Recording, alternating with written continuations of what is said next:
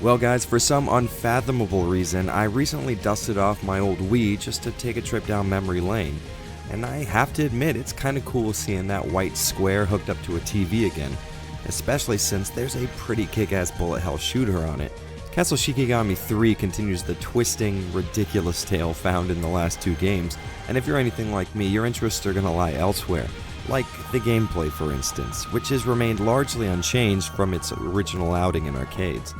Simply put, you pick an eccentric character and proceed to dodge bullets and shoot bad guys. On the surface, there's not much to differentiate this series from the rest of the Danmaku games out there, but after a couple of playthroughs, I'm glad to say this couldn't be further from the truth, especially when it comes to making the decision of who to play as, which is a little more important than it is in other shooters.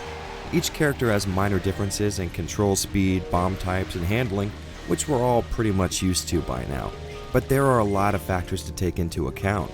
Everyone has their own Shikigami attack, which is activated when the shot button is held down. These attacks are extremely varied and run the gamut from spirit familiars to piercing energy shots.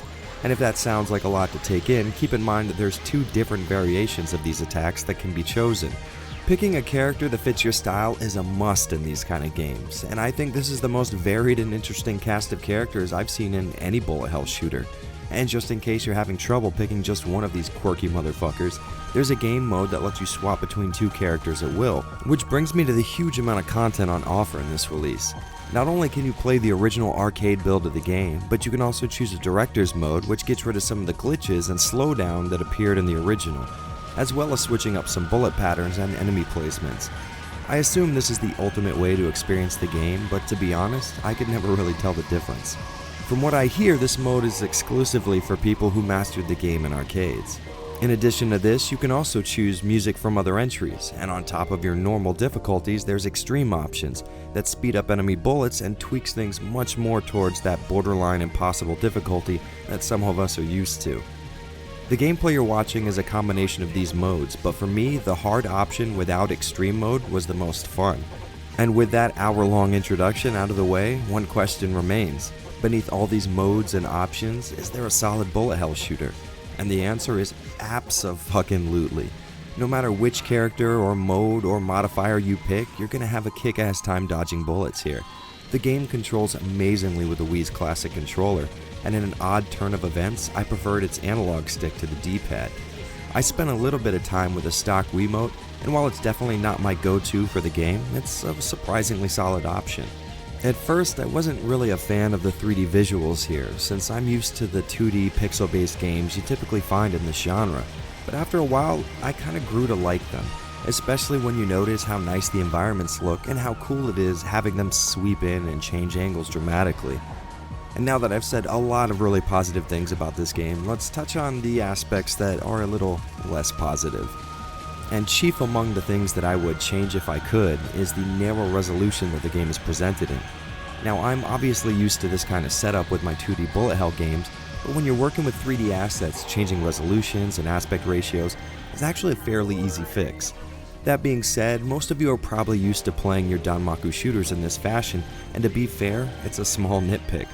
Aside from that, the 2D hand-drawn art is nice and sharp, which really makes it pop during conversations. Which brings me to the laugh-out-loud English voice acting. I don't have a boyfriend right now, so I'm gonna eliminate lovey-dovey couples no matter what. Now, for being honest, I'm not sure if it's the acting or the dialogue to blame here, but this stuff is comedy gold, and there will be a lot to laugh at since the game is chock full of dialogue. I've never really gotten into this series until now, and if I'm being honest, I don't really care about these characters' backstories, but it is kind of fun having some ridiculous nonsense to listen to just before a boss fight. Plus, it helps add personality to your character choices. All in all, this was a huge surprise for me. I never really considered the fact that there are any shooters on the Wii, which might be because this is damn near the only one.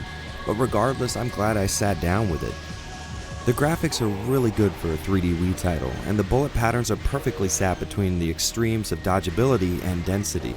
Plus, the wacky anime personas are a nice touch. As far as I can tell, this game has made it to the PC and Xbox 360 as well, so you shouldn't have to look too hard to find a copy. So, taking into account the large amount of customizable options, quirky characters, and amazingly smooth gameplay, Castle of Shikigami gets a perfect score of 5 out of 5 bullets. Hey guys, thanks for hanging out with me for a bit. If dense bullet spreads and inhuman difficulty is your cup of tea, I have some more of my bullet hell reviews right here. And clicking that like button will get more people on board with these videos, so hammer away.